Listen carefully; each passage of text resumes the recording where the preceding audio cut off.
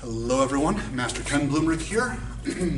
This is our 12th form, Sa-Rung, requirement for black stripe, promoting to black belt.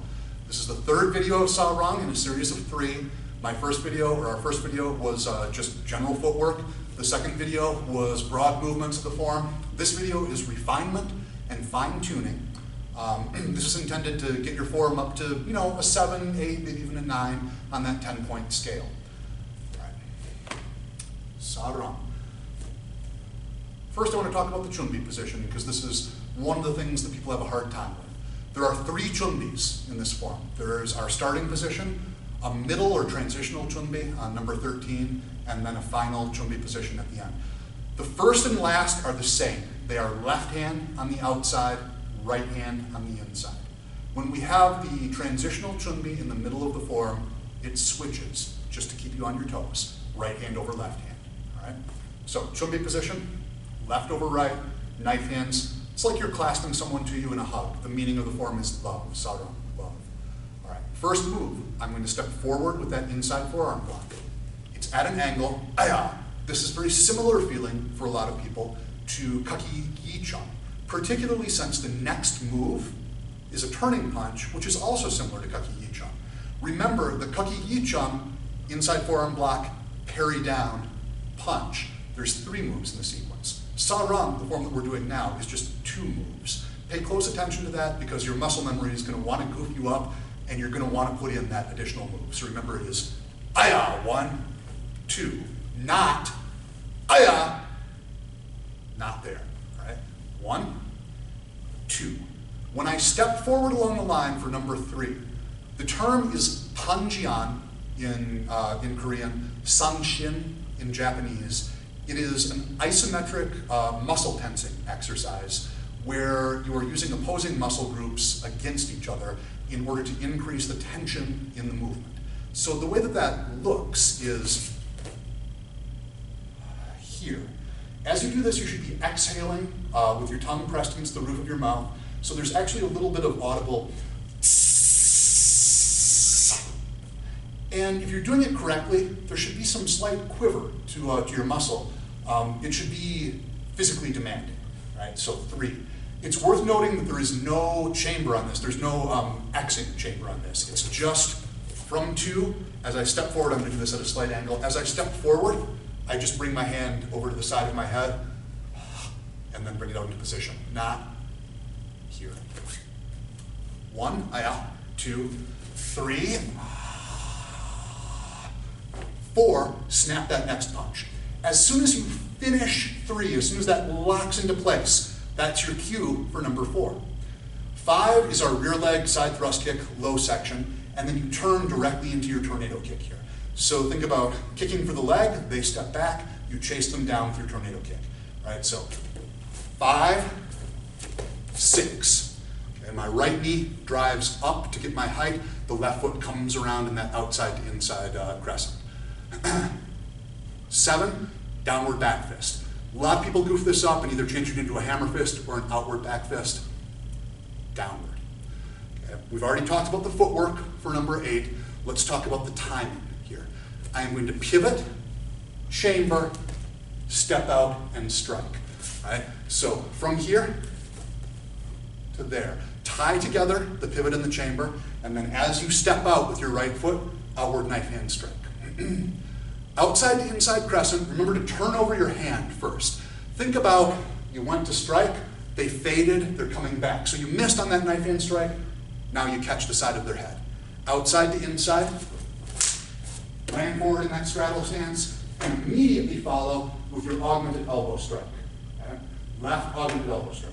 Right away then, open middle section block. This is another common place in the form where people make an error. It feels like you want to either do an outward knife hand strike or a double knife hand block, and it's neither of those. From crescent, elbow, and then just snap out that knife hand right to there. 12, I'm going to step forward. Make sure, just like any time that we're stepping into a turning punch or a side punch, make sure that you get your chamber in place so that you end up driving forward and not hammer fisting outward. Okay, so that's 12. 13, here's that transitional chunbi. My right hand comes to cover my left. Okay, so opposite from the first and last chunbi. 14, forward. All of this is just like it was on the other side. Don't add in that downward parry. Just come right into your turning punch. That would be 15. 16, no actual X there, just across, and then snap, 17. 18, 19, 20. Tie together your footwork in your chamber, turn chamber. 21, I step out and strike. Turn it over. 22, land with your elbow. 23. Open middle section. 24. Step forward, turning punch. 25. Right. As I step up for 26, my right foot is going to come to meet my left foot. I am now facing along a straight line. My hands come to a transitional stacking position. My knees are slightly bent.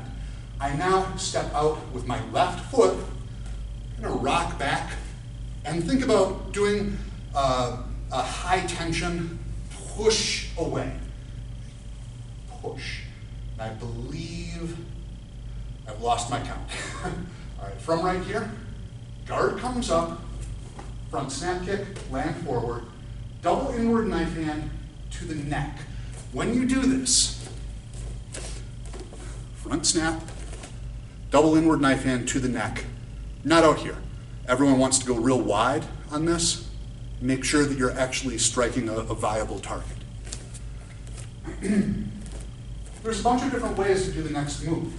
I'm going to show the way that we do it at my school and explain what parts of this are specific to my particular version and what parts can be kind of adjusted.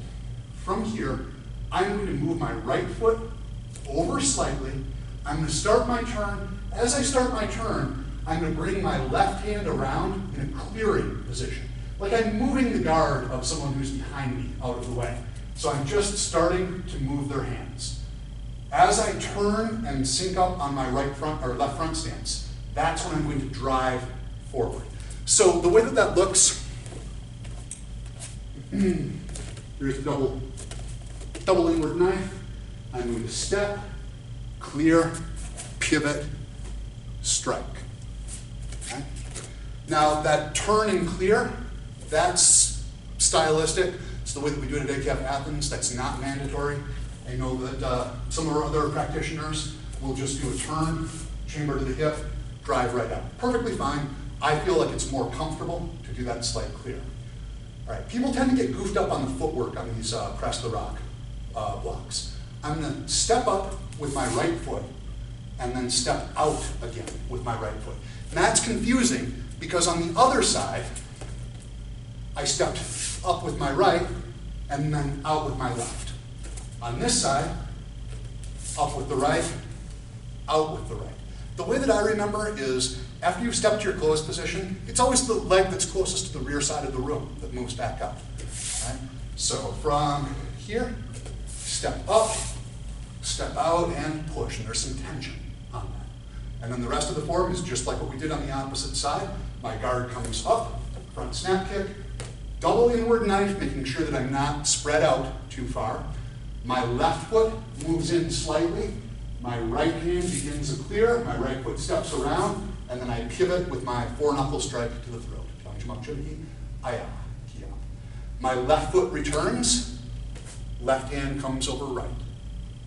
Yep, couldn't Sarang, black stripe going black belt, and that was the last of our color belt forms.